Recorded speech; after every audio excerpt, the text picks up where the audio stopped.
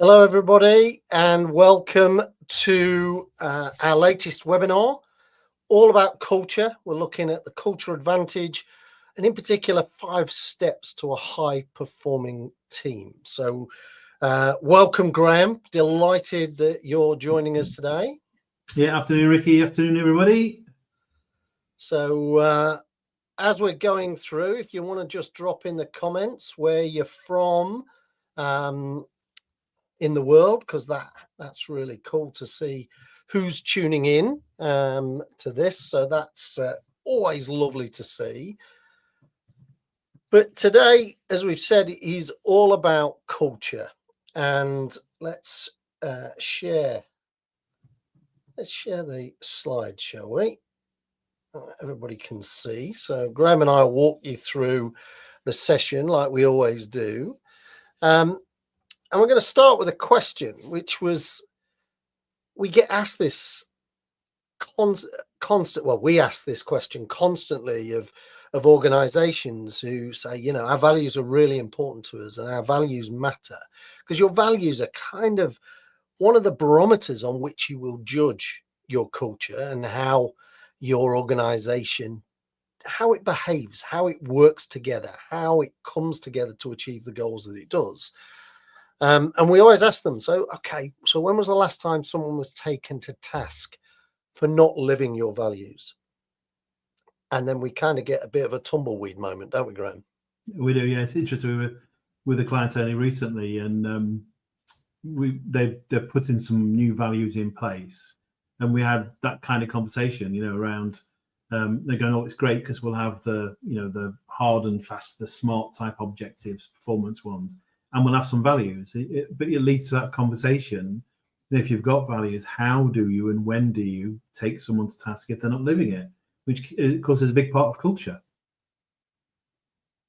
Yeah, of course it is. And I think that the other question that links to that goes, actually, then this is even harder for a lot of organizations. When was the last time a high performer was taken to task for not living the values? Because I know that we kind of let the high performers, in inverted commas, get away with murder quite, you know, in the way that they operate, the way they perform, because they're deemed to either bring in the numbers or they're deemed to achieve results, deliver the outputs that we like, that we expect. But actually, the way in which they do that can be quite problematic, can be quite toxic, can be quite damaging to other team members. In other words, you know, we kind of raise them up and push people down. And actually, is it the values that are important here, or is it performance, as in the end, the productivity element of this? Is it about what we do, or is it about how we do it? Yeah, you're so right. I was talking to one of our colleagues the other day. We're on about a company that we work with, and someone who is kind of in an area management position from a sales point of view. Their results from a sales point of view are really, really good, but it's recognized that perhaps they're not the nicest of people and don't really live up to the values of the organization. And then at the end of last year, when they did their awards, this person picked up sales manager of the year.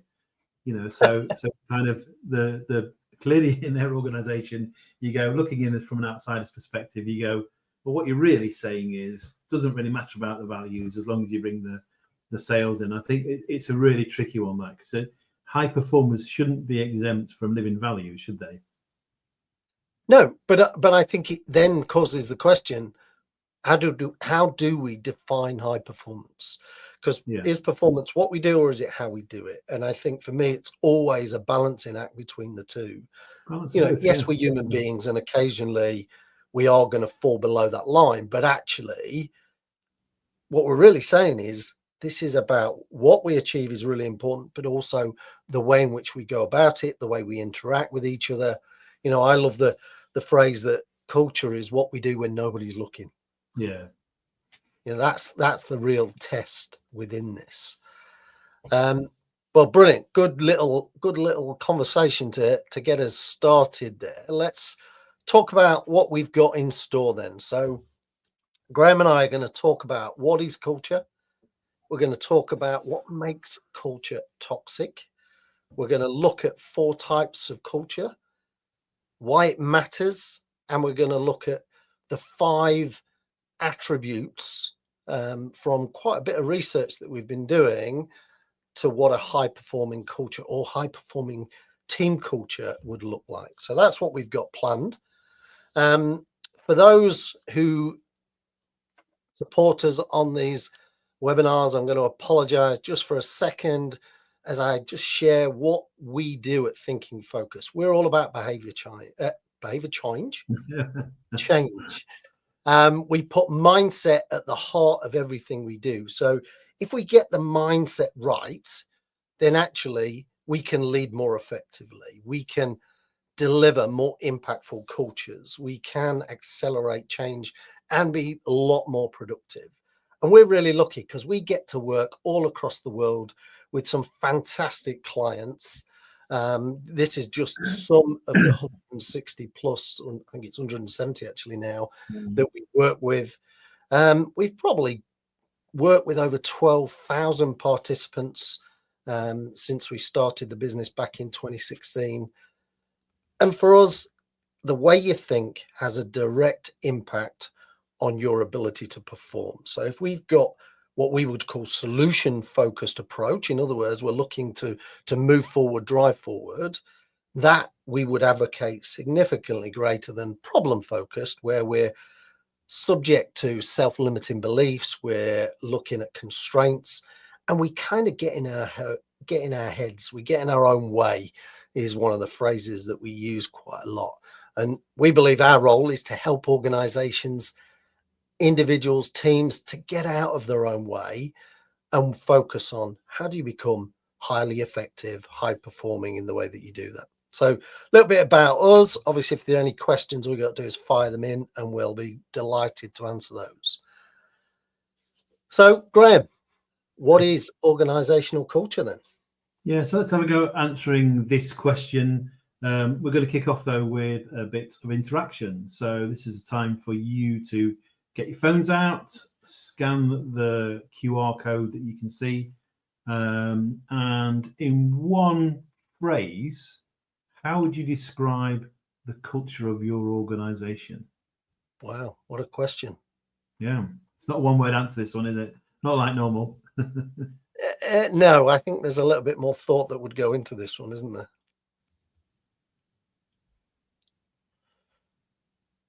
So QR code, you can access it that way, or you can access it via a browser at slido.com with the event code #TF webinars. It's all anonymous, so we're not varied, absolutely. It's all anonymous. Nobody knows who's voted what, which is great. So you can be as open and honest as you want. Willing, pessimistic.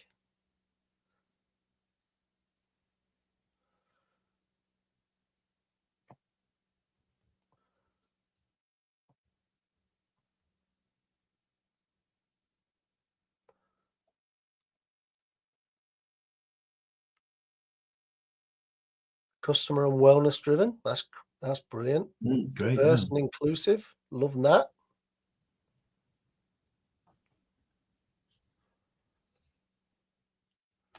Oh, in it for oneself.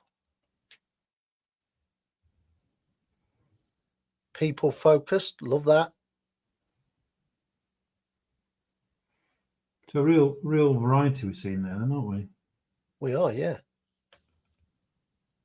And I guess that's almost the beauty, if that's the right word, of culture. You know, we've got you've got this continuum of down the one end, it's perhaps not as we want it to be. I'm assuming we don't want it to be pessimistic. I'm assuming we don't want it to be in it for oneself, but wanting to be more, you know, looking at some of those words, collegiate, encouraging, diverse and inclusive, focus on people, focus on customers. I guess that wellness piece again is a focus on the people piece. Brilliant. Okay. So yeah, good you. writer then. So yeah, thank you for that. So let's look at Some stuff that comes from a guy called Ed Kasheen. He's a Swiss-American psychologist. Bit of a definition at the top there, that culture is a shared set of assumptions, beliefs, values, and behavioral patterns of a group that guide that group's perceptions, judgments, and actions. And I guess, increasingly what that means for us, the group is the organization. And whilst you clearly can have a team culture, ideally your team culture should be reflective of your organization's culture, and a number of things that fall out from this, as you see on the little post-it notes on the screen. There will be something about your ways of working, your organizational rules, and they'll be called different things, and they should form part of our culture. This is kind of the way we work around here, but alongside the more formal set of rules or set of ways of working, there will be some unwritten ground rules, and often we create them ourselves. And Ricky mentioned kind of how we work with organizations, teams, and individuals. One of the things sometimes you're doing is helping people to get out their own way, as Ricky mentioned. And some of that is going, when people go, we're not allowed to do this kind of stuff, because sometimes when you explore that, that's an unwritten ground rule. It's a belief that people have that may have been passed down from other people that affect the way we do things. Real values. So quite often, again, we see this a lot, don't we, Ricky, where you'll go into an organization, there'll be values on a wall or values on a website, there'll be posters and all those kind of things. But the real values are, what is it that people are actually doing? How are people actually behaving within the organization? You've got your operating systems. Again, there'll be a formal and informal way around some of that stuff. There's something about fitting in. Do I fit in with the organization? Do my values align with the values of the organization? And again, for some people they do, it's very clear. Some people there's a mismatch, and that can cause us problems, and we feel like we don't fit in. And I mentioned it's the way we do things around here. Some shared beliefs, some shared know-how, understanding if there are hierarchies and levels of importance, and who are the key players in an organization, knowing how decisions are made. And I think these last two I quite like, kind of within this, or falling out from this definition. Something about your organization's soul, what's really at the core of who we are and what we do. And I love the phrase heroes and villains. Maybe it's because I'm a bit of a geek, but I love the phrase heroes and villains. Actually, and we'll talk a little bit more about heroes as we go through the session today. But who are our heroes? Who are our villains? And you'll know who they are in an organization. Those people who we should go to, we can go to, and those people we probably want to avoid. Anything you'd add to any of that, Ricky? Yeah, well, it's interesting, the how to belong, the fitting in bit, which I was invited to talk at the Institute of Risk Management. I think I was the example of how to convert somebody from somebody who's very risk taking to perhaps being a little bit more considered in the way that one approaches this. But I was doing my talk, and it's all about resilience for risk managers. And there was another lady who was invited to talk, who shared her personal journey where she'd worked for an organization. She'd come out of self-employed. That had not quite worked out for her. So she'd kind of taken a job. And when she kind of got in there, she realized this wasn't right, because she was being asked to lie to a regulator. And that was a real moral compass moment for her, that goes, this just doesn't work for me. And she used a phrase which I really loved, which was, if I can lie for you, I can lie to you. And I thought that was really interesting. And that's somebody there going, it's not just about your values as an organization, it's about my personal values too. Yes. And how they fit, and how they kind of work in sync with an organization, or are they constantly butting heads? And that causes people to perhaps behave in ways where they're not aligned, they're not consistent with what you want to do. And we shouldn't necessarily apologize for having the culture that we've got if it's working. If it's a problem, then we need to fix it. But if it's working, not everybody is the right fit for your organization, and that's fine. but let's not pretend that we're all things to everybody, because that's not true either.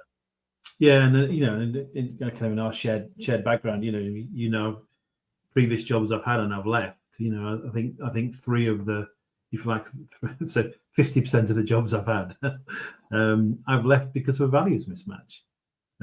Some things happened within an organisation that's made me go. In one case, it was kind of I'm not sure I agree with that kind of moment. One was almost like a public front to the organisation, and when you work there, there's a behind the scenes reality, and those 2 things for me didn't match up, and I'm not sure I can go and talk about what we're professing to be to organisations. And one where I felt the values changed over the time I was there. So I think where we have these things and we have the kind of cultures we have, and I think you're right, Ricky. Also, it's not necessarily about going, we need to change our culture. And the one where I felt the culture had changed from when I joined the company to when I left.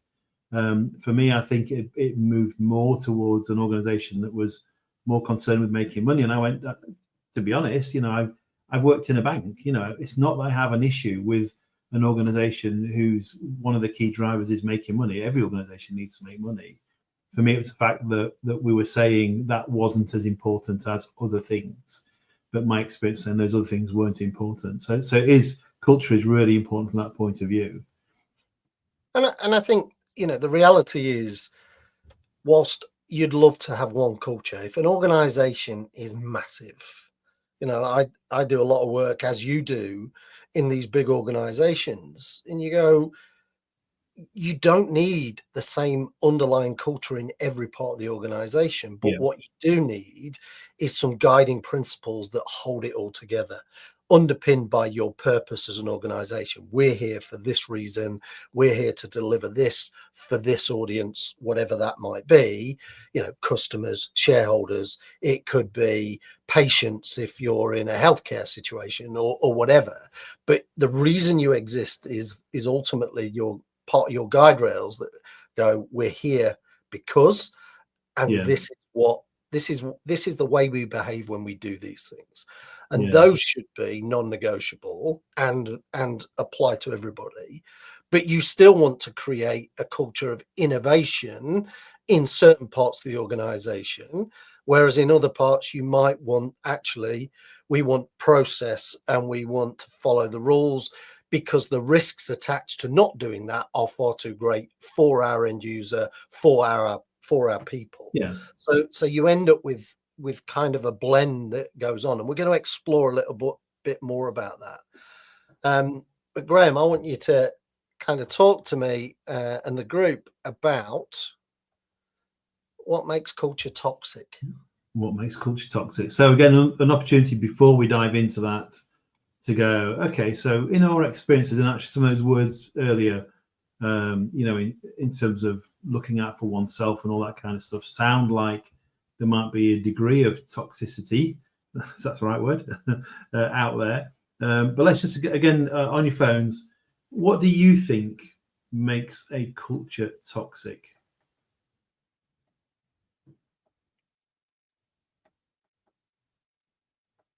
Well, there's a common one. Straight away, yeah. Lack of empathy, yeah. Heroism. Somebody likes your heroes and villains piece here, then, Graham. Silo working,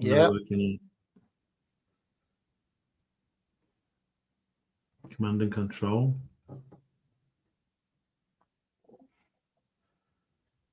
Double standards. Leaders with negative behaviours. Interesting. Hypocrisy between what's written and what is lived. Actually, it's really interesting. I was coaching somebody yesterday, and we were having a conversation about some things they're looking to put in place with a team. A specific one was about keeping calendars up to date. And someone had turned around to the leader of the team and gone, but your calendar's not up to date. Yeah. And I said to them, I said, they've got a fair point, and if you are expecting people, if that's kind of one of your rules, you need to live by it. Because if you're not, then why would / should they? So you can't have a set of rules for everybody else. Say again? Yeah. You can't have a set of rules that for everybody else, and you get away with it. Do I say not what I do, isn't it? Yeah, absolutely. Yeah, we've got gossip going on. We've got unkept promises, deceit, dishonesty. It's like we opened a can of worms there, Ricky. I think we have. That certainly got plenty of engagement, didn't it? Yeah. Okay, so let's narrow it down to walk us through these 6 signs. Yeah. Then. Let's look at 6 different signs of a toxic culture then. And we're not saying there aren't more either. Yeah, there could well be more. Yeah. And clearly, I really don't want them all at once. But the one that came through really quickly on the interaction there, the blame game. Where and we've probably all maybe working in an organization that has this, where when something goes wrong, those mistakes are punished. We need to find out. There's this need to find out who did it wrong, if wrong's the right word, but who did it wrong so we can tell them off, as opposed to going, okay, what happened, what went wrong, and how can we make sure it doesn't happen again, and how do we fix it? So blame culture is a really interesting one. And I remember working in an organization where there was a degree of that. So what happened is people, if they'd done something wrong, made a mistake, made an error, they would cover things up. They wouldn't go public about them, which might cause problems down the line. So definitely something about the blame game, which was mentioned before, something about fear. This is kind of where I guess a power-based one, very authoritarian. Typically what you've got is, I know we talk about psychological safety a lot, Ricky, don't we, the work that we do. We do. But where we don't have psychological safety, and I don't feel I can speak up. So what we end up doing is we end up saying what we want the leaders to hear or want other people to hear, because it's safest. Silos, as mentioned. Again, we've probably all worked in a silo-based organization. I worked in one company that was one organization that was only about 120 people, broke down into 4 parts of the organization. My belief was, as a person selling the organization, I go out and talk about all 4 bits of the business. And one of these chunks of the business said to me really clearly, you don't go and talk about us, that's for us to do, not for you. So even in smaller organizations, you can see this. Maybe it's more prevalent in larger ones, but you've got departments that compete against each other rather than collaborate. And again, sometimes the end result is your customers, your end users, don't get the best experience they could do. I think one we're seeing increasingly is an overwork culture. We ran a session just earlier this week, actually, myself and a colleague, where we were talking about the impact of stress on people and workload. That kind of that feeling that we always need to be on. We work long hours, which might be about, it can be a number of reasons. Some of it might be that I've not got the skills to do what I need to do, but it could be I'm perhaps not very good at organizing my time. But I think increasingly what we're seeing is actually perhaps jobs aren't as designed as well as they were in the past. And what we're doing is, we're building more and more into people's roles, and therefore there is this element of overwork. And what happens is, to demonstrate our commitment, we work long hours and we perhaps end up burning out. Something about a culture where we've got complacency, where it's nice and comfortable. There's no real pressure on me to do more or to stretch and grow. The danger of that, though, of course, is it leads to an organization being stagnant. We can avoid risk. Innovation in your organization dies. So that complacency actually can be a bad thing for us. And we mentioned heroes, having a hero culture where there are a few individuals who are glorified for saving the day, or whatever the right words are. I guess a bit like my example from earlier, the person who's selling lots and therefore gets recognized at the end of the year, even though perhaps they're not living the values or the behaviors of an organization. So in a hero culture, what happens is perhaps someone swoops in and saves the day, mends something, whatever it might be. But systemic problems often get overlooked and don't really get fixed. That can be the danger of that. So 6 kind of common things we see in toxic cultures, I think, that align really nicely with the comments that people fed into the exercise earlier. What would you add to that, Ricky? they definitely got all of those, if not more. Yeah, and more. Sure. Yeah, and I think well done, team. it's interesting that, you know, silos in particular, we call those out as problematic, and actually the reason silos exist is to get stuff done. The problem is, you know, in having specialist teams or dedicated teams, is not that we have them, it's the fact that they don't talk to anybody, they don't collaborate, they don't align themselves with what we're trying to achieve. And that's when it becomes toxic.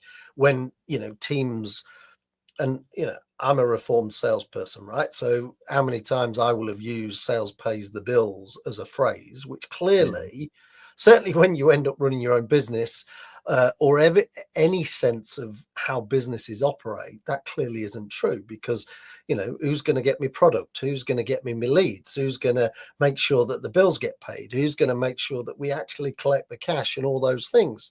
So clearly, this kind of, we amplify our own importance. It's not. It's an ecosystem, and how do we come together to make it happen for our stakeholders, whoever they may be, customers, patients, shareholders, and all the rest of it. So I think that one always intrigues me, because you kind of go, silos are bad. Well, yes, when they operate in that way, but actually when they operate right, and they do collaborate, and they do talk, and they do integrate well with other parts of the organization, they're really powerful. Yes, yeah. So it all comes back to how we operate, not what we do. Within that. Okay, so all of that reminds me, and I think it came up on the Slido, which was about leaders, and I was coaching a senior leader who has actually been tasked with improving culture. Their organization is trying to create this high performance culture where people get coached, developed, and held accountable for their goals. And you kind of go, well, that seems perfectly reasonable. What's wrong with that? Well, the problem was that there's a lack of accountability from the person leading that particular team. The department leader was quite happy to tell people what to do, but wasn't doing any coaching, wasn't doing any developing, certainly wasn't holding people to account. And this kind of do as I say model versus the do as I do model means that everybody looks at them and goes, well, you're not serious then, are you? You're not committed to this. You're quite happy to say it, but not happy to do it. So therefore, how are you ever going to hold me accountable when my role model is not doing the things you expect of me? And you start to see that undermines the behaviors within the team. People perhaps even go, well, if they're not doing it, I won't do it. So guess what? Everybody else gets ignored, and they don't get developed, and they don't get coached. And you're probably on a very different trajectory to one that is about high performance. And you wonder what value is being left on the table in terms of people who could do more, give more, and be better tomorrow than they are today, a phrase that we use quite a lot. So I thought that was quite interesting, because that one we see a lot in terms of leaders not showing up and not doing the right things for their people.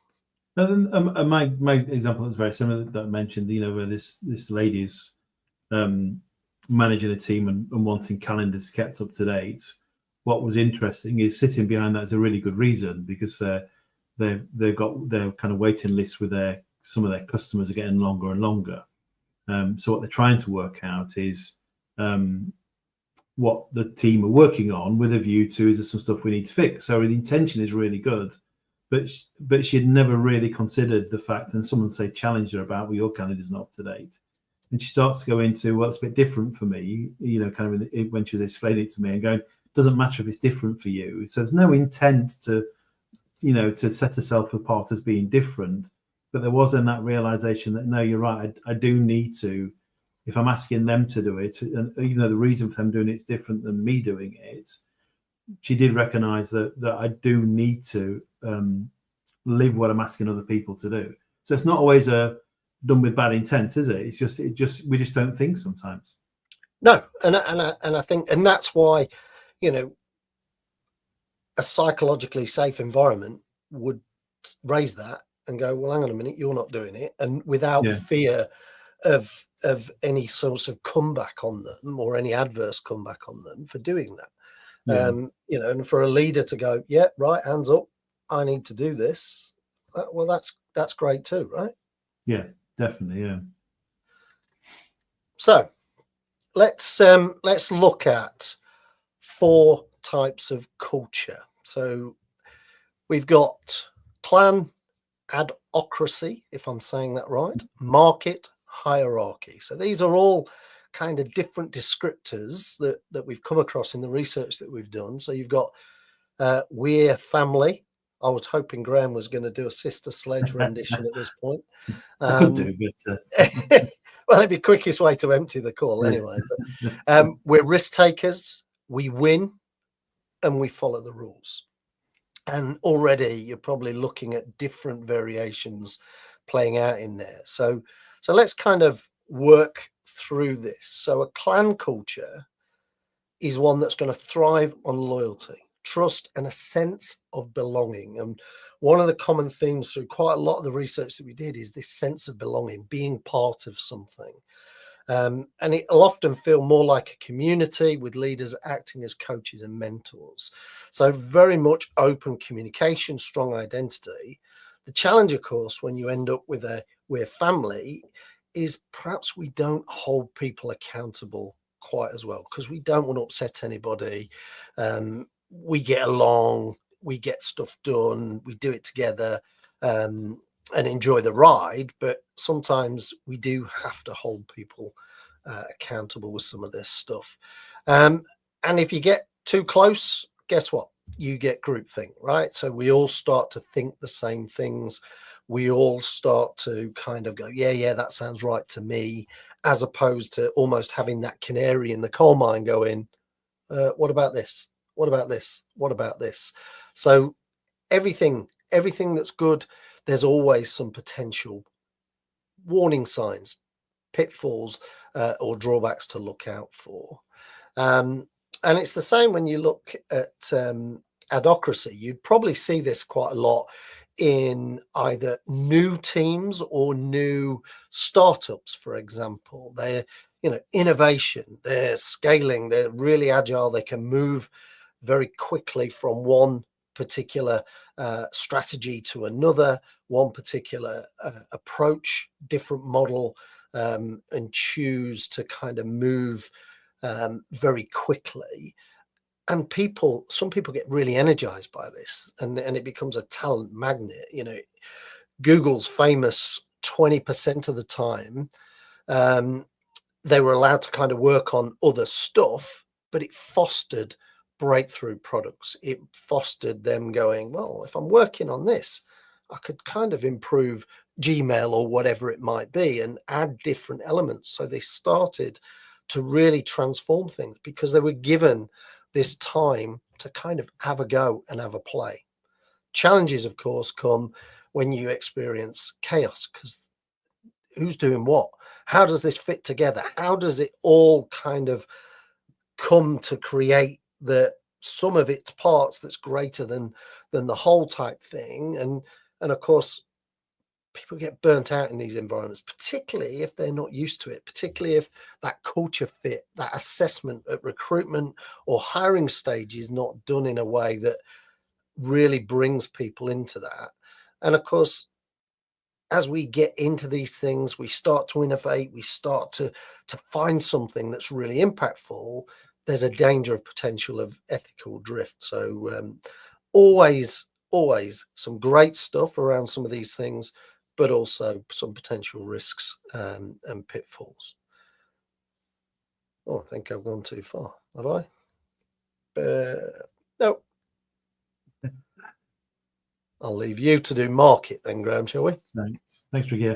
Just actually, Lindsay put a comment in the chat about finding that some organisations claim to fall under one of these, but in actuality fall under another. For example, might market themselves as a clan, but actually be more of a hierarchy. And I think spot on that is, sometimes what we do, what organisations do, is we go, oh, this will sound like a good thing, so let's say that we're this. And then, of course, when you join that kind of organization, realize that it's not quite as it was advertised. And I think but I think they'll sorry. do that. I think they'll do that, believing that to be true. May well do, yeah. So actually, the experience that we have in our team might be absolutely like that. But of course, when you join and then you start to experience and some of the tension across the organization, and goes, well, hang on a minute, this doesn't feel quite like as advertised, and therefore it starts to feel uncomfortable. I remember joining. I worked for one of the big banks, and then I moved to a building society, and I thought I was quite a sales focused individual. This was at the times where banks were starting to really switch on to talking to their customers about other products and services. And I went to another organization who were even more focused, and I found it a real problem. I thought I'd made a real mistake. For the first 4 months, I wasn't sure I was in the right place at all, but I kind of gave it some time, and eventually I kind of warmed to it, understood it, and actually it wasn't the organization, it was one manager. Yeah. One manager put Yeah. under And I think it's pressure. the power of a manager, isn't it? Absolutely. Whether positive or negative, that they can, a manager can dictate the culture of a team or of part of an organization. The other one that I always think of is when kind of the we're family. When people go, we're like a family around here. If someone said this to me, going, yeah, but you don't know what my family's like. When people use that term, they use it like it's a good thing. And this person was going, my family's an absolute mess. I wouldn't want to work somewhere that was like my family. I think there's also that can be playing out for some people as well. But back to market cultures are Thanks, Lindsay. focus on the competition, on achievement, on results, and performance would be measured by targets and outcomes. I guess the positive side of that is actually it gives you a good drive, almost a relentless drive. If you take somebody like Amazon as an example, that kind of almost fanatical discipline in terms of customer obsession and operational excellence. So there are some strengths in that. Clearly, there'll be some drawbacks. But accountability, you've got clear metrics, goals, sharpening people's focus. It's really clear who's doing what and people taking accountability. And obviously for a market focus and external orientation, keep an eye on what's going on out there. Staying sharp against the competition. The downside, of course, could be that we want to win at all costs, which can cause internal rivalry, as we've talked about, and may lead to a bit of short-termism. That actually we're focusing on the month, the quarters, the half years objectives more than anything else. And I think Jim Collins in his book Good to Great looked at some of this stuff and talked around companies that had a culture of discipline, disciplined people doing disciplined work without the need for micromanagement can be really good. And actually a market culture can harness some of that to sustain momentum in the organization, as long as that discipline is rooted in purpose rather than in fear, which again was one of our toxic traits. So then if we kind of look at the hierarchy, in terms of think about a culture that's more hierarchical, they rely on structure. You'll have good organizational charts and that kind of thing, predictable, reliable, clearly defined roles and levels of authority. What this can give us is good consistency. So if you think about somebody like a McDonald's, which is very often for a long time been kind of cited as the type of organization that delivers the same experience globally or attempts to deliver the same experience globally, can lead to a positive around safety. Again, if you think about somebody like a NASA as an example, will have rigorous safety protocols based on hierarchy and escalation, all designed to protect human lives, and can give scalability. The processes and control within that can allow a degree of growth without the chaos of we're all just working it out, without the kind of hierarchical structure. And I guess the risk can lead to bureaucracy.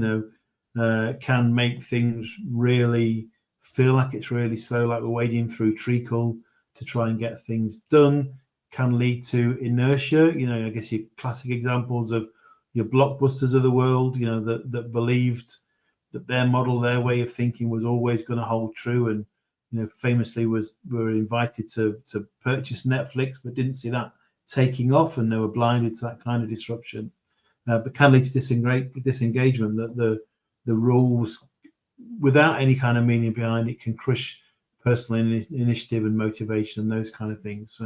So we recognise that hierarchy, all four of them have a place. But hierarchy culture can succeed where what it enables is what's known as a flywheel effect with steady, repeatable discipline. But they don't help when they become anchors against change. So we've got the comments in the chats. Yeah, I think the interesting thing is we follow the rules part of this. We years ago we worked with a lender who'd had some difficulties with the regulator, and they basically imposed 100% checking on certain processes. And ironically, they still had an error rate. So they got 100% checking and still had an error rate. So when the 100% that was checked was then sample checked, there were still errors.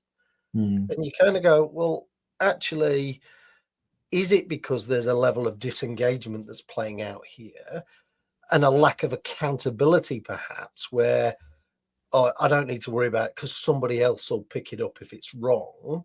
So nobody takes that initial responsibility for getting it right first time because they rely on somebody else to catch the ball.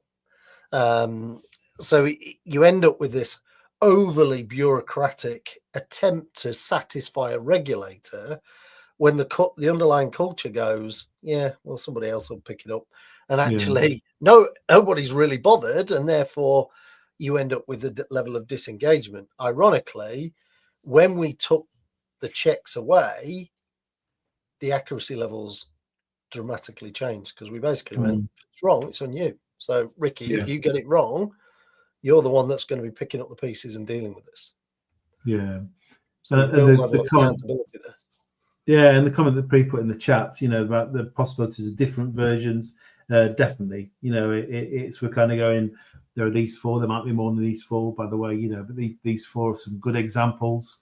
And it could be combinations of two types, that you've got, we're a clan type culture, but we're very market focused. So definitely the different versions could exist, and combining these, certainly in a large organizations, you mentioned, Ricky, we work with organizations worldwide. You might find even in different parts of the world, some of these different cultures exhibit because of the culture of the geographical culture of where they're based. And yes, in some organizations you will see all of them, and you will see a blend or a hybrid of them. And we're not saying that's right, wrong, or indifferent. We're just saying it is what it is. But do you understand the risks of that? I've seen sales or operational teams being very family oriented. They look out for each other.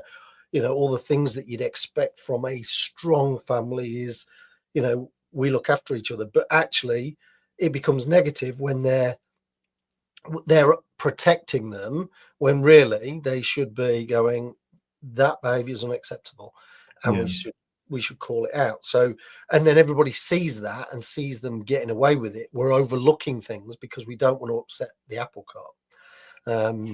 So again, we're not advocating any of these as being right, wrong, or indifferent. We're just saying they are what they are, but look out for the strengths and weaknesses within each of them. Yeah. So why then, if we think about culture, Ricky, why is culture important? Why does it matter? Well, I think there's a whole host of reasons, right? So you're looking at, start with the good old financial ones. Well, according to Gallup, you're going to be 23% more profitable when you've got high engagement. And high engagement is probably a good indicator of a thriving culture. because people want to be here and they're they're positively talking about the organization. And actually that leads to an 18% leap in productivity as well. But when you consider the flip side of that, that there's almost 9 trillion globally attributed to the cost of disengagement. So that's huge. That's a monster. I don't even know how many zeros are in a trillion. No. But I was thinking it sounds like a made-up word, but well, yeah, exactly. But the reality is, engagement is a definite predictor and contributor to more profitability, higher productivity around that. From a people standpoint, they reckon that 10 times it's 10 times more predictive of attrition than pay. So if I don't feel like I belong, if I don't feel like this is the right environment for me, or I'm suffering one of those elements of toxicity that we talked about earlier, then I'm more likely to leave. So this is a predictor of attrition. And they reckon that the replacing one leaver can cost anywhere between 50 and 200% of their salary. Mm-hmm. When you think about the decline in performance, when you think about the management of that, and then the exit, and then the hiring and the ramping up, I'm surprised it's 200%. I would have thought it'd be even greater than that, to be honest. Yeah. But that comes out of MIT. And then from an operational standpoint, engaged teams report 64% less incidents around safety and 41% less in terms of defects. So giving people this freedom within a framework rather than overly documented processes means that you'll find faster detection and you'll probably experience fewer crises, is what they kind of suggest here. Again, this is attributed to Gallup. And then, of course, there's the reputational stuff. Trust. Apparently, they reckon now that trust drives purchase decisions as much as price and quality. So if you've not got a strong brand, that's making it harder for your people to do business. It's making it harder for you to win business. And evidence suggests strong employer brands outperform markets over time as well. So there's some real commercial drivers here, all of which kind of, again, interrelate, interact. And it kind of suggests that culture's not soft. It's a performance system. It drives revenue. It also helps on retention, resilience, and reputation as well. So it's got a much broader perspective and a more significant impact on bottom line, even though you'll never see culture appear on any sort of balance sheet as far as I'm aware. So, and yet we feel the effects of it, both positive and negative, depending on how we perform as an organization. Yeah, I think you're right. I think culture seems to be one of those softer things, isn't it? And values are softer things and harder to measure and harder to do that stuff around. But you should say, looking at those kind of stats on the screen, clearly it can be measured. It's there's evidence that says having the right kind of culture, whatever that right looks like, is good for a number of reasons. Yeah, and the reality is, if our people are happy, if our people are engaged, if our people want to contribute, and this all comes down to, being purposeful. Why are we here? Why does this matter? Who does it matter to? And when you can start create those links, now I can make a decision whether I'm bought into that or not. And if I'm not, well, let's have a proper conversation about how we get you into something that is more you, whether that be somewhere else in the organization, thinking about the different types of culture that might exist. And again, size of organization matters, right? Or, it might be outside the organization, but we're all grown-ups. Let's have a proper conversation, because we're at work a long time, and therefore we would want to make sure that A, we're adding value, but B, we're enjoying the ride, because it's a long time if you're not. Yeah.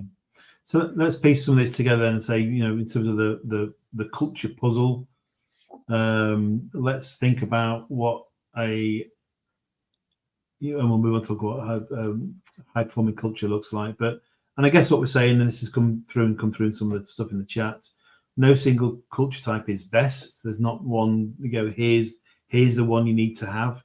Each come with strengths and downfalls, the downside of things. What matters is fit. Does the culture that your organization's got support your strategy, your context, and your people? So a startup might thrive on adhocracy, a bank might rely more on hierarchy for compliance, etc., etc. So let's recognize that. Let's recognize most organizations are a blend, as we've touched on. Dominant culture will reflect leadership, values, history, the industry. There'll be a number of factors that go into that. But recognize subcultures might exist as well. So I know an R&D part of an organization, for instance, might be more innovative than other parts of an organization. And I think the best leaders, they tend to diagnose the culture they have and shape that towards a culture that they need. So looking at what's happening right now, particularly if it's, if the reason we do things around here is because we always have, there's some historical elements there, perhaps that stuff needs looking at. Good leaders amplify the strengths, guard against the risks, and weave together elements of all four of the cultures that we talked about. And ultimately, culture itself isn't good or bad. Back to my example about culture is about making money. It's about making money. That's not a bad thing. But how do the people that work for you kind of buy into all that stuff? So they're not good or bad in isolation, but it's whether it helps you organizationally and your people to adapt, perform, thrive in the environment in which you operate. And so getting it right clearly is going to be tricky, looking at these four pieces of the puzzle. But what does a high performing culture look like then, Ricky? Well, just before we move on, I think you raise a point there that links to Lindsay's point earlier, which is, it's when we pretend to be one thing, but we're really another, which is where you'll probably see more cultural misalignment than ever. So saying, oh yeah, we're going to give you lots of opportunity and do those things, and then we don't, or we pretend that we look after each other, and the first time you drop the ball, you're held out to dry. Yeah. Everything's about how do we, it's not what we do, it's how we do it. So when we say we do these things and then we behave in lack of consistency or congruence with what we've said, people now don't trust. And that's a real problem, because I now, and the reality is they'll label it as our culture is this, but actually it's an individual, it's a manager, it's a leader that has either done or said the wrong thing in the wrong moment, and perhaps not even realized what they've said or done. That can lead to this kind of chain of events where people suddenly go, not sure this is for me anymore. We're not serious about this. We claim to, be values driven, yet as soon as something happens, we do this and we behave. And one thing about people and teams is they're really good at spotting inconsistency. Yeah. They're really good at it. So let's explore then this piece around what high performing culture might look like. We recognize that there's going to be about the strength of the culture that you've got, aligned with the percentage, the number of employees that are brought into it. And a weak culture would be one with little agreement amongst our employees about values and norms and all that kind of stuff. The way things are supposed to be and what's expected of them. So we don't know how we're supposed to behave, and therefore perhaps we make up some of our own rules, whereas a strong culture is going to be one where you've got core values and norms that are shared amongst everybody and are bought into. And often you see these kind of organizations with a strong culture where their employees, the teams, are part of creating the values. One of the companies we're working with at the moment, that's exactly what they're going through. The values aren't being driven from top down; they're being driven from people across the organization having their say. It's taken them longer to get to what the values are, but actually, you would like to think the majority of people then will be bought into it because they recognise that they've come from us as the team, us as individuals, rather than being imposed on us. And as most things, the more people you get believing in something, the stronger it's going to be for you, the more motivated people are going to be.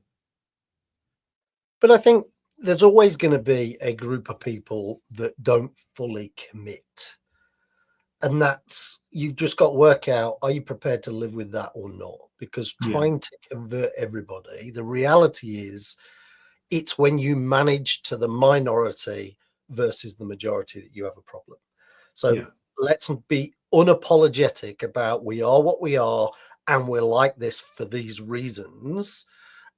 And we're going to do our level best to help you to come on that journey with us. But we're not going to apologize for being the way we are. And equally, to your point earlier, where a culture evolved, well, that might mean that what you joined, and you see this in startups a lot, where they go through their growth phase and suddenly become more established and have to start being more corporate or more hierarchical driven to put some controls in. It now feels very different. And I was here when I could do what I want and all those things. And sometimes you grow out of things, and that's okay too. We just need to manage that in the right way. And I think often, we see that a level of rejection or broken promises, and actually it's not. We've just grown apart in context of our cultural dimensions, I think. In some examples, clearly that's a generic comment rather than a specific one, because every situation is different, right? But there will be some common attributes, won't there? Yeah, absolutely. And I think, having spent time reviewing what is 20 odd books that I could find on organizational culture, from Edgar Schein or Sheen, I don't know how you quite say that, to Daniel Coyle, to Jim Collins, to a lot of different books, Francis Frey on trust, Edmondson on psychological safety, all of those things. And these 5 elements appeared, they might have not appeared in exactly these words, but these 5 elements appeared across all of them. So what Graham just said, behaviors, beliefs, and systems were all protected by the culture, by that business, whether it be the leaders and the people that buy into this. This is who we are. This is why this matters to us, and we're going to hold people to account with regards to that. Like we said earlier, leaders set the tone and model the way. They don't do the do as I say, do as I do piece. They model the way. They live the expectations that they have of others. So it's not just on you. I'm going to live and stand up to this too. Trust, psychological safety, non-negotiable. So our people can be vulnerable. Our leaders can be vulnerable without fear that they're going to be held out to dry. They're going to be identified as having weakness when actually they're just going, we don't get it right all the time, and this is what we need to do about it. And of course, trust is built on 2 things. One is kind of I get that the story, the narrative, the logic you're telling me stacks up, but I also believe you too. So I believe in that authenticity, that you've got a level of empathy. And I think one of the things I remember appearing on the Slido earlier was a lack of empathy. Clarity over charisma. So in essence, yes, I can get people to do things because I'm charismatic. I'm being general there, not specific to me, by the way.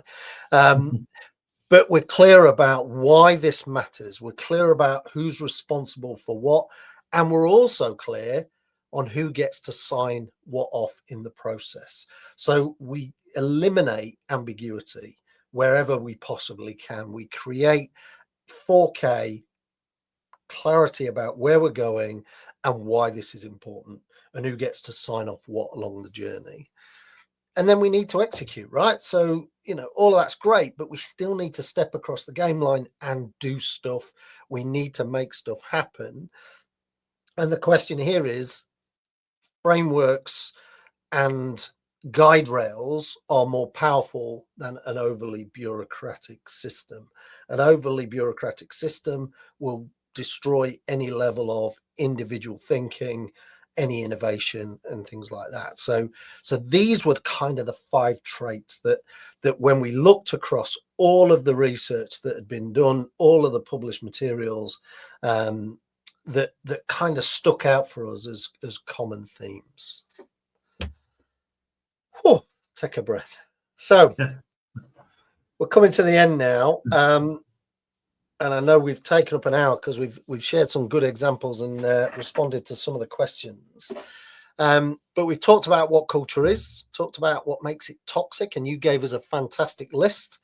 We talked about the different types of culture, why it matters, and what a high-performing culture looks like. So we've kind of covered quite a lot in a short space of time. Any questions? What would you like to ask of Graham and I while you have us? I'm just going to skip forward and come back to this. For those that can stay on, you're more than welcome. Graham and I will still be here, but I just want to skip on because if there's anybody who needs to nip off, knowing that, you know, work is work, hard stops and all that, is we've built a culture toolkit. So there's 20 different tools in here, all to help you through those different lenses that we've shared with you today. And it gives you some practical things you can do with your team, practical things that you can help bring your culture to life. So I just wanted to share that with you. In fact, what I'll do is, bear with me 1 second, take a copy. I'm going to put this in the chat so that anyone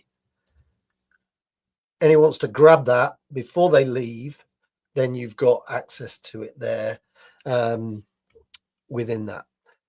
So I'm going to go back. He says he's not. Bear with me. It's all right. New mouse, can't work it. Back to the Q&A. So anybody who's got any questions, we're more than happy to take them. If you need to rush off, we also appreciate your time and thank you for being a part of it. Yeah, thank you this afternoon. There's nothing in the chat so far, Ricky, from a question point of view. Okay. We'll just thanks for your time today. Okay, well, you've got our contact details. Oh, we have a question. We have a question, Graham. Yeah. Is managing people through the change curve enough when a company culture shifts and an employee's personal culture values no longer align?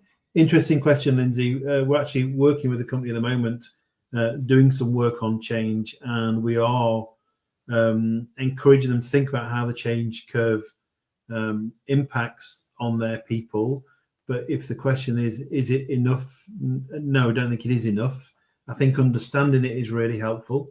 I think knowing where, if you are using, and I know there's a number of change curves out there, if you are using a change curve, understanding where each person in your team sits is, for us, one of the most helpful things you can do. And actually, if there's a lack of alignment, I think the most helpful conversation we can have as a line manager is not necessarily you have to align if you're staying here, but are they prepared to align? If not, how do we help them to find something or somewhere where their values are more aligned? So I think sometimes going through change, we have to accept that the new world might not be for everybody. And I think the mistake we sometimes make is we try and make sure it is for everybody, rather than have a kind of a proper conversation about, if this isn't right for you, let me help you to work out what is right. So that would be my quick response to that, conscious of time. Ricky, anything you would add to that? No, well, I think it's interesting because quite often one of the most common times you'll see cultures shift is when you've been through merger, acquisition, or a reorganization of sorts. So perhaps new leadership, new management, or new brand, new guidelines, all of those things that start to play out. And essentially, I joined this organization and we're now this organization. And I think it's, how do we help them to understand what the new environment is and how they can kind of morph into that and what help we can give them, but also recognize that you're going through the change too, because you're still adapting to a new way of working. Whether it be new leadership or new owners or parents, that can play out too. But I think, quite often it comes down to, let's be clear what we're doing and why we're doing it, and let's give them some individual attention around that to help them understand what it means for them and how they might change should they choose to. And if they don't choose to, then it's about going, okay, so what options have we got? And you're back to Mr. Sadface, one of our favorite models from a number of webinars ago, where you get 4 choices.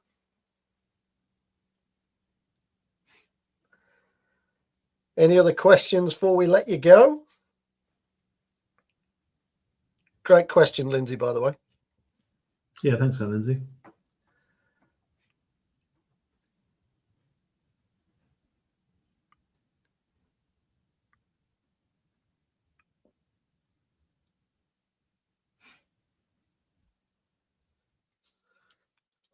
Okay, so if there's no more questions, we're going to let you get back to work, or whatever else you've got planned for your day. Graham and I really appreciate your support, really appreciate you taking the time to tune in.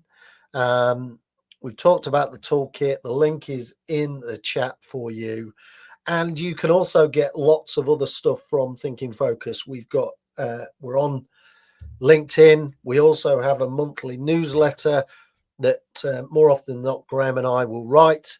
And then we've also got a YouTube channel with 400 plus pieces of content, videos and podcasts on there, all aimed at helping managers and leaders to be more effective, just that bit better tomorrow than you are today. That's our aim with all of our content, is to try and cause you to think and help you to be that bit better.